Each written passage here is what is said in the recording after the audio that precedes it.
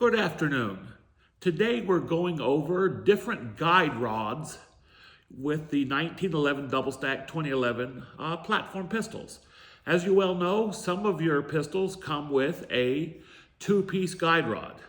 That requires a Allen wrench or a hex key to do the removal. So I don't have a gun with one of those in there now because that's the first thing I do is get rid of that. So it is basically a non-captured spring on the guide rod. So if you've ever had to fiddle with that, and then you have to have an Allen key and you have to, unscrew it, take it apart and all that, it is definitely not the way to do it. So your alternatives generally are a single piece or a one-piece guide rod. Generally those are stainless steel. In the competitive environment, sometimes they're tungsten to add a little bit more nose weight. And for convenience, you also have the newer design, what they call a toolless guide rod. The main difference between a one-piece guide rod and a toolless guide rod is the slight difference in disassembly. So with a one-piece, you're going to need some sort of retaining device like a small Allen key or a paper clip with a small 90-degree bend in it. Or a toolless one, it's going to have like a little button switch or trigger to do a lever and capture that spring under pressure. So what I will do first is go over a pistol that has the one-piece stainless steel. This would be a modified Prodigy I have, and it has the EGW one. So I'm going to do this first. First we'll show clear. So no magazine, no ammunition. We're clear.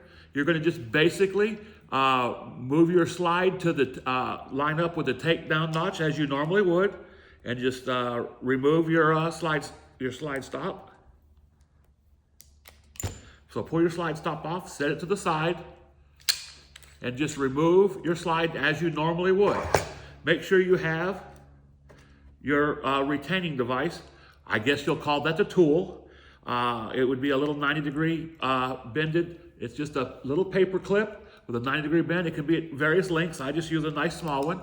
Now, these springs are not under much pressure on a nice 5-inch government model, 1911 or 2011. The spring should be somewhere between, depending on if it's ported or comped or what have you, could be anywhere from an 8-pound spring all the way to maybe a 12-pound spring. This one right here is a nice little smooth 9-pound spring. So what I'll do is I'll have my retaining pin. I'm going to push the spring forward. I can see the hole there, even with the glare. And I'm going to put the 90-degree bend right in the little hole in the guide rod, rotate it forward, let it come back easily till it captures itself on the reverse plug.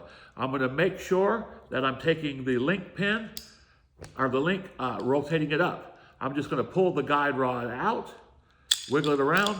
Now, as you see, it comes out as one contained unit. You have your guide rod, your spring is now compressed, and then you have your reverse plug. And as you can see here, I don't know with the glare of these lights, if you can see that paper clip is bent there, it's holding it. Generally does a real good job, and you don't normally have to worry about hitting a button and let this thing fly apart, but just be careful. You do not want this thing to launch and be hunting a reverse plug or a spring or a guide rod or the paper clip. So you set that aside, and then your normal procedure then would just be as normal. Just put your link forward and just remove your barrel. At this point in time, it's where you would be cleaning your barrel and lubricating it. You would clean out your slide rails, clean out your slide, and you'd be lubricating it. You would put it back together, making sure the link is down, sliding the barrel back in, locking it in place.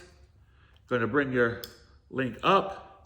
Then you're going to just take your contained unit. You're going to insert your guide rod right back where it's supposed to go. Wiggle it around until she lines up. The paper clip's going to be a little ornery sometimes. Push it in. Now, it's still under pressure. As you can see, just one hand here. I'm going to squeeze it up. My paper clip comes loose. I rotate that down. I let it come back ever so slowly till it locks itself against the barrel. Then all I will do, rotate my link forward. I like it in this position here. Come like this, and just put it back together. Pretty easy. Make sure you get it in there. Then you rotate up to your disassembly notch, which sometimes can be a pain. You can see it. Can't see with these lights here. Locked in place, a couple racks, a test fire, a couple racks, and a test fire. That concludes taking off the slide, removing the barrel when using a one-piece guide rod with a simple tool, paper clip bent 90 degrees, or a little Allen key.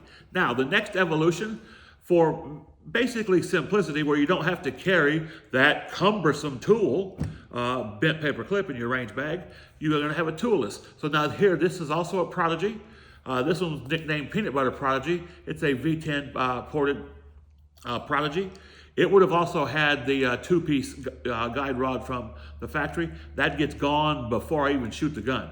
All right, so now what we'll do here is, this one's a little ornery.